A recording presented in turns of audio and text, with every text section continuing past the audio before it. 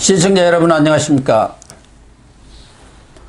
고영신의 시사정담 시작하겠습니다. 시청자 여러분, 추미애 전 법무장관이 수사팀을 해체해버려서 소강 상태를 면치 못하던 울산시장 선거 부정사건 수사가 송초로 울산시장을 재소환 조사하는 등 서서히 기지개를 켜는 양상입니다.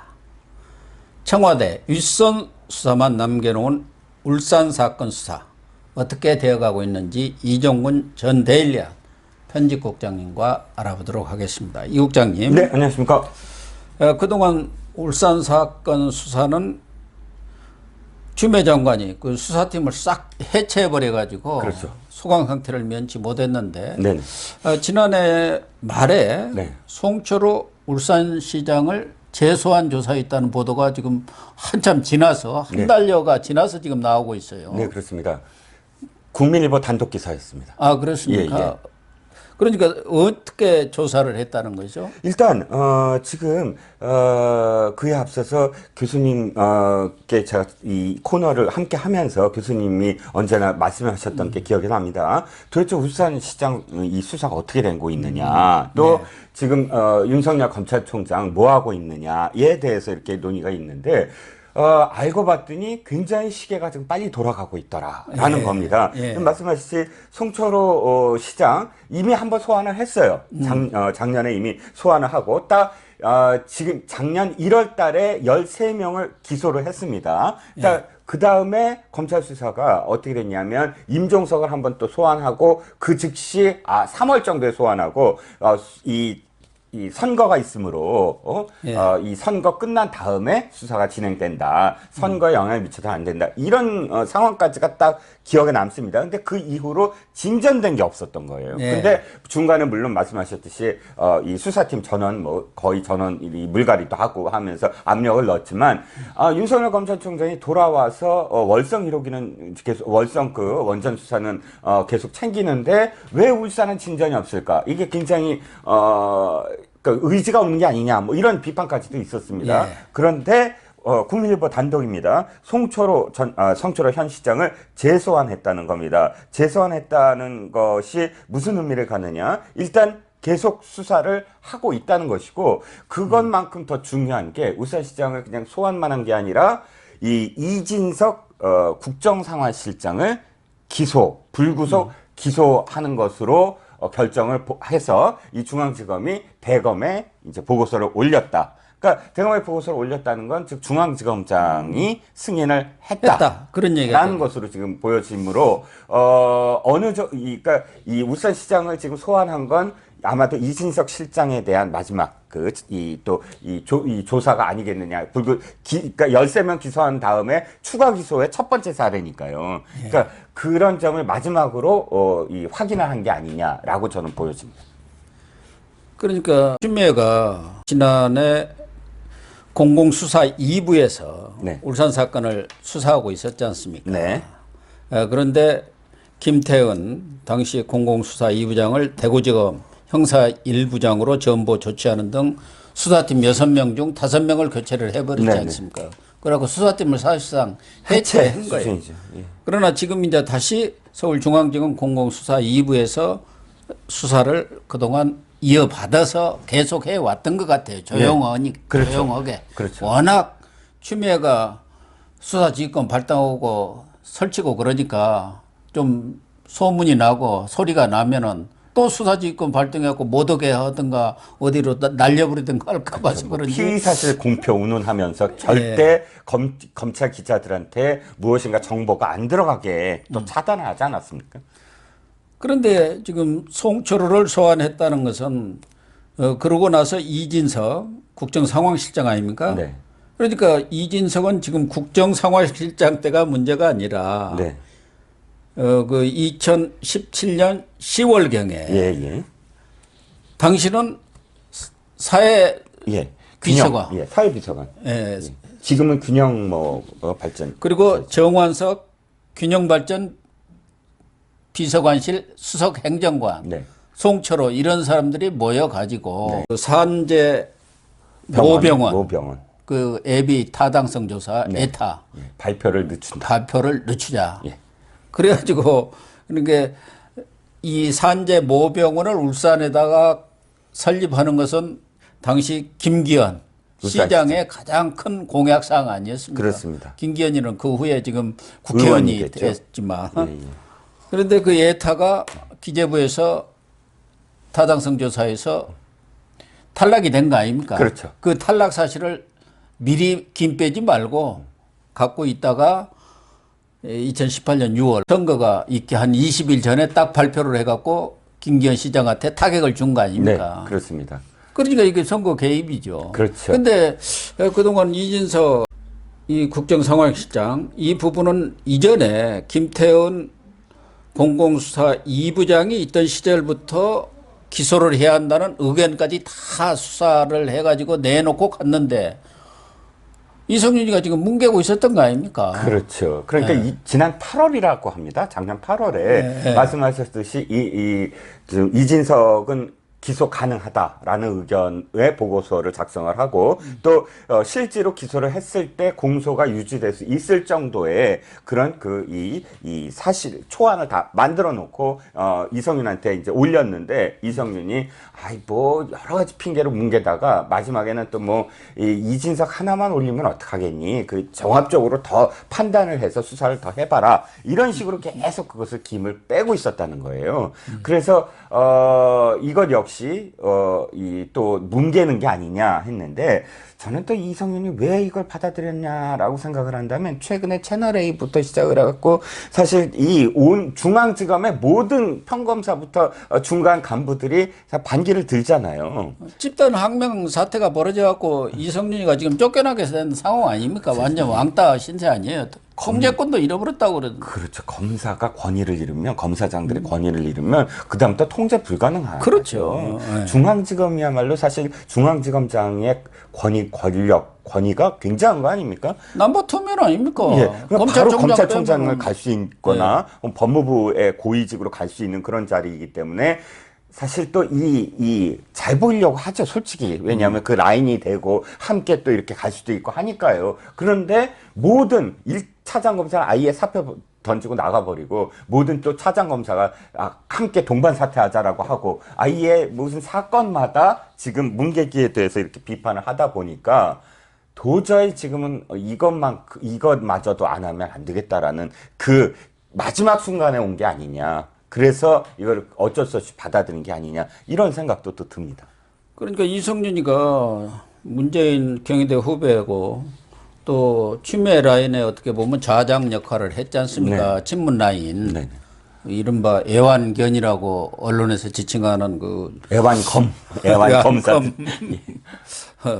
보수 노릇을 했는데 그 시절만 하더라도 그래서 정진웅 지금 광주 차장으로 갔습니다만은 6탄 공격을 했잖아요. 그렇습니다. 한동훈 검사장한테.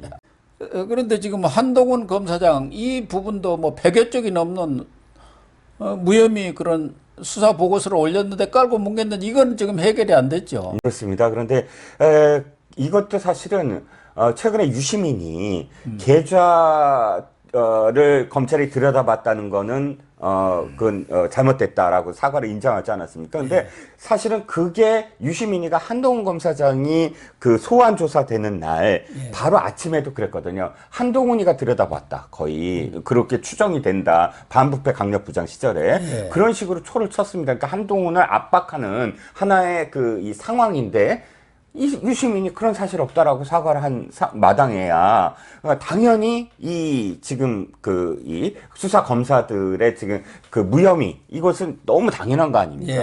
근데 또 그것만큼은 추미애 라인이니까 이걸 받아들이면 추미애가 타격이 직접적으로 가지 않습니까? 추미애뿐만 아니라 여권 전체가 윤석열 총장의 그런 징계가 잘못됐다는 것을 스스로 인정하는 꼴이 되죠. 그것이 검은 유착 사건을 고리를 걸어가지고 추미애가 수사지휘권도 발동을 했어요. 또 윤석열 총장 지금 계속 고발도 건 내용이 검은 유착 사건에 대해서 압력을 가하고 무슨 감찰을 못하게 했다는 그런 내용 아닙니까? 근데 그게 무혐의다 아무것도 아니다. 네. 하면은 뭐가 되겠습니까?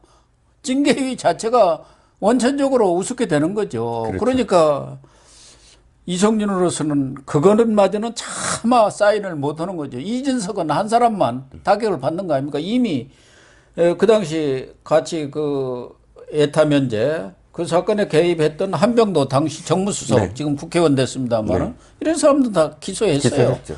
어쨌든 울산 사건에 관련해서는 대다수 관련자들이 이제 기소가 된 상태이고 또 기소가 되겠지만 앞서 말씀하신 대로 임종석 전 비서실장 네. 어떻게 보면 총괄했다고 봐야지 않겠습니까? 청와대 7개가 8개 기관이 송철호를 송철호 위해서. 당선에 올인한 거 아닙니까? 네, 개입을 했고 공약도 또 개발을- 하나는 네. 이광철 민정비서관이에요. 당시에는 행정관이었죠. 수석 행정관이었는데 예.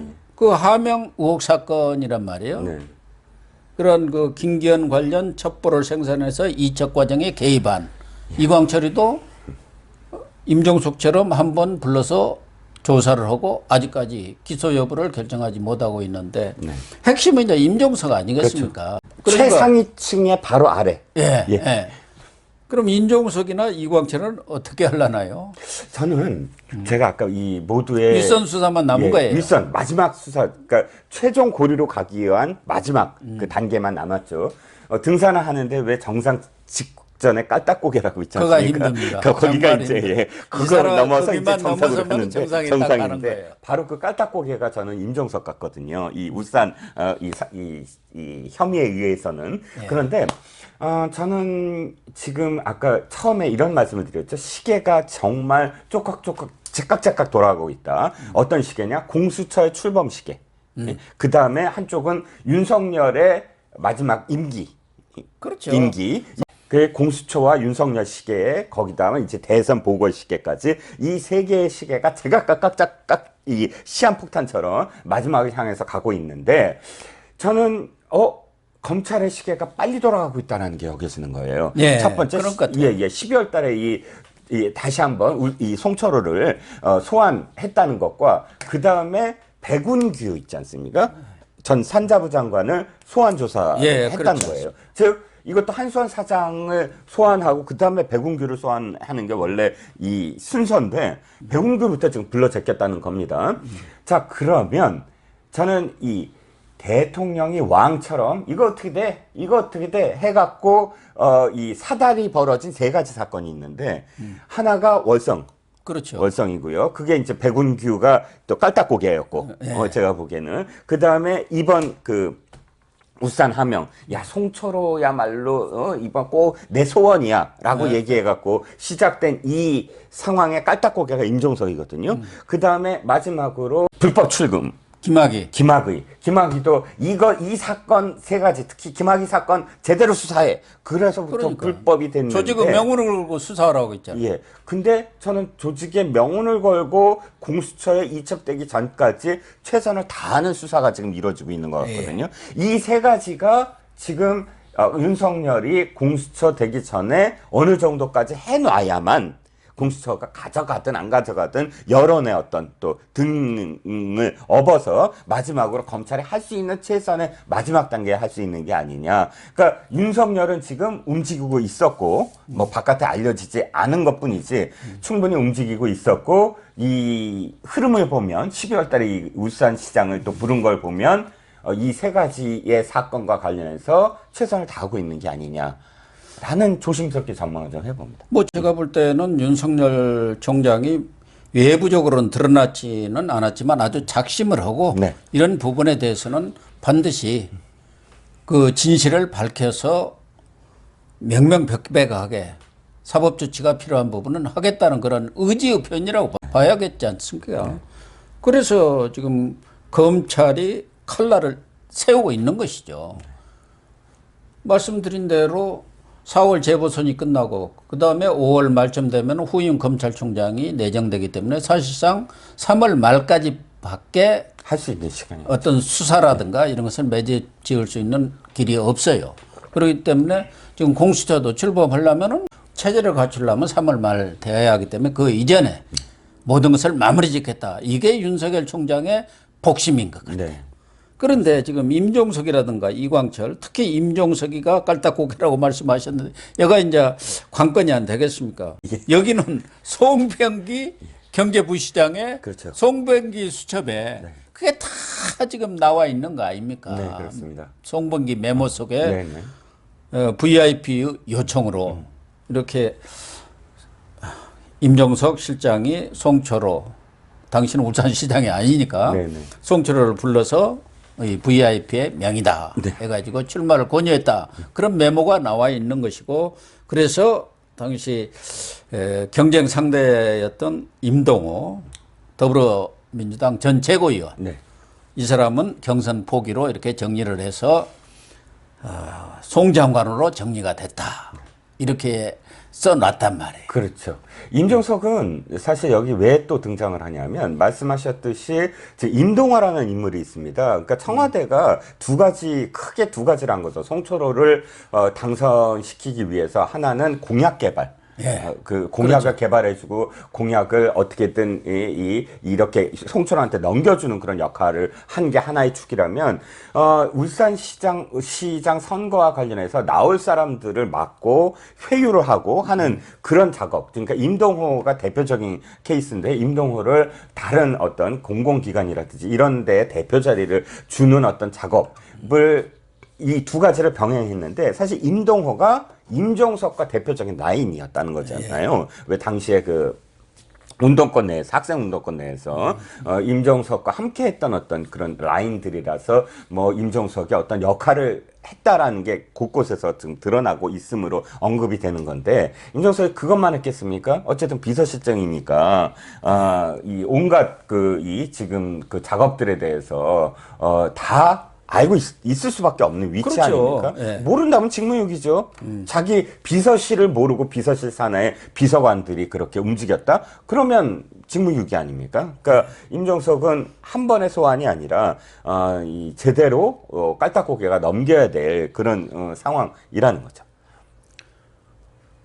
뭐 지금 직급은 높지는 않습니다만은 이광철 민정비서관 아주 끝발이 센 자리 아닙니까? 이 사람은 여기저기 안 걸리는 데가 없어요. 그렇죠. 최근에 뭐 김학의 사건에도 김학의 이규원 사건에는, 검사하고 동기라죠. 예, 사법연수원 동기로 아주 짝짝꿍이 돼가지고 컨트롤 타워 비슷한 것을 했고 조국 사건에도 연루돼 갖고 또 왔다 갔다 하고. 라이머 오티머스의 그 행정관 있잖아요. 여자 행정관. 예, 이모 행정관. 그 여자 행정관의 남편이 또 그 이사로 예. 뭐 지금 구속돼 있지 않습니까? 근데 이모 행정관을 뽑은 사람도 이광철이라면서요. 그러니까 이 이광철이 원래 민변 출신 아닙니까? 들어와 가지고 온갖 이 공작적인 이런 역할들 이런 것을 많이 하는 것 같고 정말 왜 이런 이광철에 대해서는 검찰이 제대로 칼날을 못 휘두르는지 이 사람이 또 민정비서관에 앉아갖고 검찰을 또 다 인사까지 주무르고 있지 않습니까? 그렇습니다. 참 희한한 아마 이 정권이에요. 정권이 바뀌면 저는 정말 들여다보고 수사를 제대로 해야 될 게 문재인 정부의 민정실이라고 저는 예. 생각을 합니다. 조국도 맞아요. 사실 여기 복마전에. 예. 울산시장과 관련된 울산 하명 수사 관련해서 15번이나 보고를 받았다라는 그런 지금 정황이 이미 한 1년 전부터 언론에 보도가 되고 있었고, 그럼 말씀하셨듯이 조국은 사실 모든 상황을 다 파악하지는 않은 것 같아요. 그러니까 자기보다 짬밥이 더 많은 사람이 있지 않습니까? 네. 도리어 왕수석이라고 할 수 있는 그 비서관 백원우가 있었고, 그 다음에 이광철 행정관이 있었고, 또 온갖 그런 그 지금 큰 대형 사건에 다 지금 그 연루가 되는 윤규근 이 총경이라고 불렀던 거기도 손을 못 대잖아요. 예, 그 사람 사실 당시 직위는 뭐 그렇게 높지 않음에도 불구하고 총경이었죠, 뭐. 이 라인들이 온갖 사건들을 전부 다 주무르고 획책을 하고 한 그런 지금 정황들이 많이 드러나고 있는데, 사실은 그것을 제대로 단죄하고 제대로 여죄를 지금 따지지 못하고 있는 게 안타까운데, 저는 교수님도 참 오랜 그 정치부 기자 생활을 하셨지만 안 드러나는 사건이 없고 또 모든 살필 규정으로 안 되는, 다만 시간이 걸릴 뿐이지 그렇지 않습니까? 정권이 바뀌든 진영이 바뀌든 정파가 바뀌든 그러므로 저는 이 문재인 정부의 민정수석실이 정말 낱낱이 또 파헤쳐지지 않을까요? 정권이 바뀌면은 민정수석실은 정말 무슨 특검을 하든 뭘 하든 해서 제대로 한번 파헤쳐야 그런 상황이 아닌가 보여지고요. 걱정되는 것은 박범계 어제 인사청문회가 있었지 않습니까? 네. 근데 박범계의 그런 여러 가지 생각들을 보면은 추미애하고는 전혀 달라진 게 없구나. 네네. 추미애 재판 복사판이구나. 그런 생각이 들 정도인데 특히 저 김학의 출금 사건을 다루고 있는 수원지검 그 사건도 공수처에 민주당 즉 의원들이 이관해야 한다, 이첩해야 한다 막 주장하니까 거기도 동조를 해서 그쪽으로 지금 공수처만 출범하면은 넘어갈 가능성이 있고 출범하기 전에도 공수처장이 이첩하라고 할 수도 있는 그런 상황이 있는 거고 지금 이 울산 사건에 관해서도 아마 박범계가 충분히 또 그쪽으로 네. 공수처로 이첩하라고 할 가능성이 높지 않나 그런 생각도 들고 또 하나는 월성 수사를 지금 대전지검에서 열심히 하고 있잖아요. 네. 그 월성 수사에 대해서도 장관으로서 지휘 감독권을 발휘하러 하겠다. 그러니까 수사지휘권 발동하겠다는 거 아닙니까? 그거 하지 마라. 그 공수처로 넘길 테니까 수사 중단하라. 뭐 이렇게 수사지휘권을 또 발동할 수도 있지 않습니까? 그러니까 정권 비리 수사를 전부 틀어막겠다는 저 추미애하고 뭐가 다르겠습니까? 그렇죠. 그러니까 박범계의 표현은 추미애와 다른 점은 딱 하나입니다. 뭐 인사권에 대해서 마치 윤석열의 의견을 들어줄 수 있는 것처럼 한 말, 그거 하나 빼놓고는 모두 다 말씀하셨던 대로 아주 중요한 사건들은 틀어막겠다. 이유는 윤석열은 이제 곧 몇 개월만 지나면 이제 갈 거고 공수처가 탄생되면 이첩하면 다 이첩시키면 윤석열은 날개 꺾이니까 윤석열하고 직접적으로 싸우는 역할은 하지 않더라도 이 효과는 다 지금 추미애가 한 효과는 다 내가 거둘 수 있다라는 그런 계산을 아예 그냥 드러내놓고 하더라고요. 저는 어저께 그걸 보면서 참 무책임하다.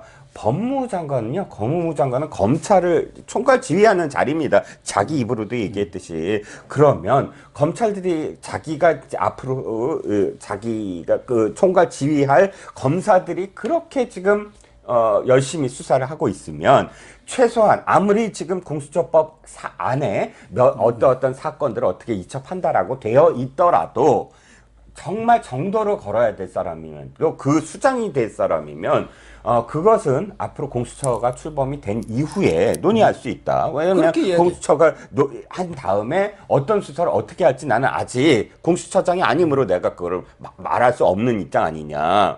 이첩 여부는 그 이후에나 그러니까 논의가 돼야 될 문제다. 난 법무부 장관으로서 사실은 지금 법무부 산하의 어떻든 산하는 아니지만 검찰이 지금 수사를 하고 있는 사안에 대해서 나도 이 창관이 된 다음부터 파악을 제대로 해보겠다. 이런 정도로 얘기하는 것이 수장의 어떤 권위 아닙니까? 그런데 시작하자마자 공수처는 아직 출범도 제대로 안 했는데 그 이첩 상황입니다. 그 이첩할 겁니다. 이렇게 얘기하는 무책임하고 또 권위도 없고 이런 사실 이런 자가 장관이 되려고 한다라는 생각이 들었습니다.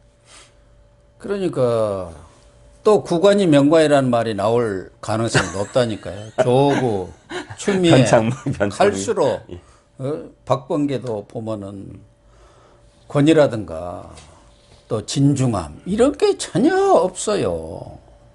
또 하나 이 김학의 불법 출금 사건에 대해서는 공익 제보를 한 사안 아닙니까? 국민권익위에도 하고 또 야당 측에도 절차에 밟아서 야당의 어떤 정당에도 이렇게 공익 제보를 한 것 같은데 그것은 법으로 보호하게 되어 있는 거 아닙니까? 그렇죠. 그런데도 불구하고 수사기밀 유출 혐의로 이거 뭐 조사를 해야 하고 수사를 해야 한다는 쪽으로 야당이 주장하니까 그게 동조를 하고 나선 거 아닙니까? 그렇습니다. 예전에 공익 제보가 이제 활발하게 논의가 된 것들이 대개는 군에서 많이 이루어졌어요. 군에서 그 대표적인 사람이 이지문 중에 아닙니까? 그렇습니다. 그런데 그때 여야가 바뀌었는데 야당인 민주당이 이것 공익 제보자들을 이 인권을 보호하자라고 했을 때 그것을 틀어막는 권위주의 정권에서는 이게 다 기밀이다. 예. 군사 기밀이다. 예, 그걸 그래서. 유출하고 있다. 군 간부가 그렇게 유출하고 있다. 이런 식으로 사실은 재단을 했거든요. 그런데 그것을 그게 바로 공익제보다. 공익을 위해서 이 공공기관이라든지 혹은 국가기관의 이 치부를 드러내야 된다. 그리고 그걸 한 사람을 보호해야 한다라고 주장하면서 권익위원회를 만들게 되고 또 공익제보한 사람들을 보호하는 법률을 만들게 되는 계기를 만든 정당이 거꾸로 지금 공익제보를 한 사람을 탄압하고 그것을 이렇게 고발까지 한다고 한다면 이 자들은 정말 좀 너무 위선적이라고 할까요? 비난을 할 수밖에 없죠. 그렇습니다. 시청자 여러분, 윤석열 총장이 정말 마지막 스포트를 내고 있는 것 같습니다. 울산 사건, 월성 사건, 그리고 김학의 불법 출금 사건, 3월 말까지 주어진 그 시간 내에 이 문제를 마무리 짓기 위해서 정말 혼신의 노력을 기르고 있는 것으로 보이는데요. 그에 맞서서 박범계 법무장관 후보자는 인사청문회를 통해서 전임 추미애와 마찬가지로 이런 사건들을 깔아뭉개고 공수처로 이첩해서 적당히 덮겠다는 의지를 보였습니다. 과연 박범계가 법무장관이 된들 뭐가 달라질까 하는 의심이 드는 그런 심정입니다. 시청해 주셔서 감사합니다.